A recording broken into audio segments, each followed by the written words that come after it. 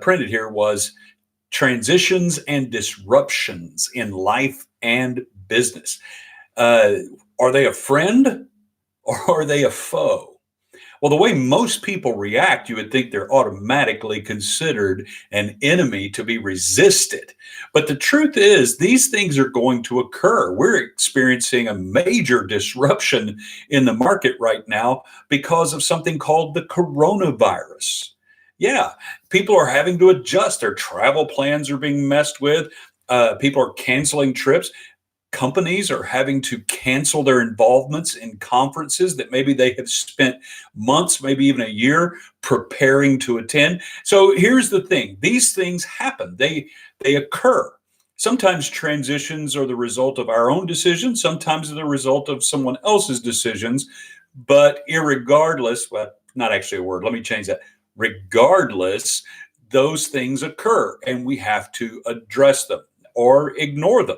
That's really the choice here that you face as an individual or someone in business.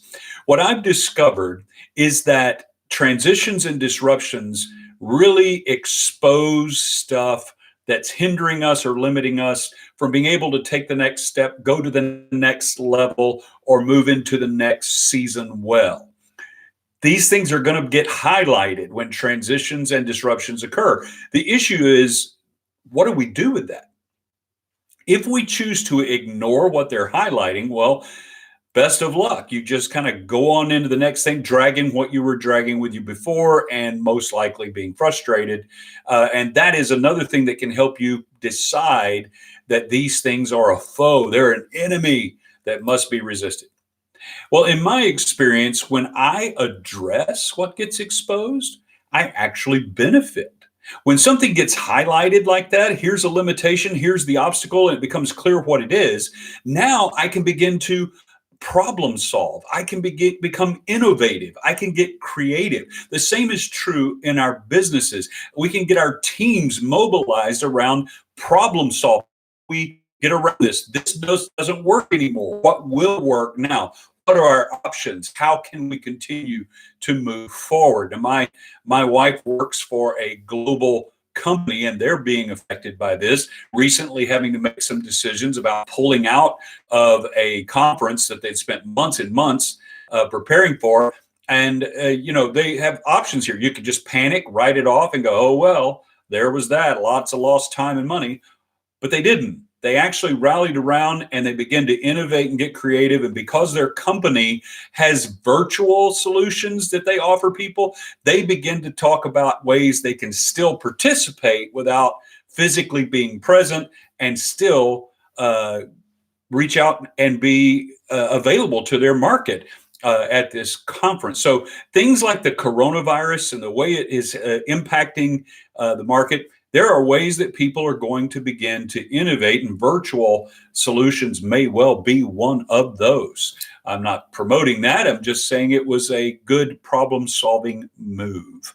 And it took something that could have been an enemy to be resisted. And instead of doing that, they embraced it and they engaged in innovation and creativity and problem solving, and they've come up with a solution. So instead of experiencing a loss, they're still going to have benefit. Here's the reality. The simple answer to the question, transitions in life and business, are they a friend or a foe? When these disruptions happen, are they an enemy to resist or an ally to embrace? Well, the truth and simple answer is you get to choose. Yeah, it's really your decision. How you respond is going to determine that. In companies, organizations, and on our teams, as well as in our individual lives, we just need to accept the fact that transitions and disruptions are inevitable, but I want to tell you they do not have to be unbearable. In fact, with the right coaching and training, they can become profitable. We can actually learn how to benefit from those, and that's why my company, the Strongbridge Group, actually exists, and that is to benefit individuals and companies, organizations, and teams to know how to deal with transitions and disruptions when they arise, to know how to implement and roll out change initiatives, get user buy-in and end user adoption so that you can get productive faster. Here's the thing. If I can be of service to you, feel free to reach out to me. You can just go to my website, thestrongbridgegroup.com, and you can contact me there. Book a training for your company, organization, or your team, or as an individual. I also do leadership and executive coaching, and I help individuals learn how to benefit from what disruptions maybe they're facing and transitions they're dealing with as a leader or as a person. Hey, thanks for tuning in. This was my first try at YouTube Live. We'll see how it goes and how people respond. Feel free to leave comments, and I will read them. Have a great day.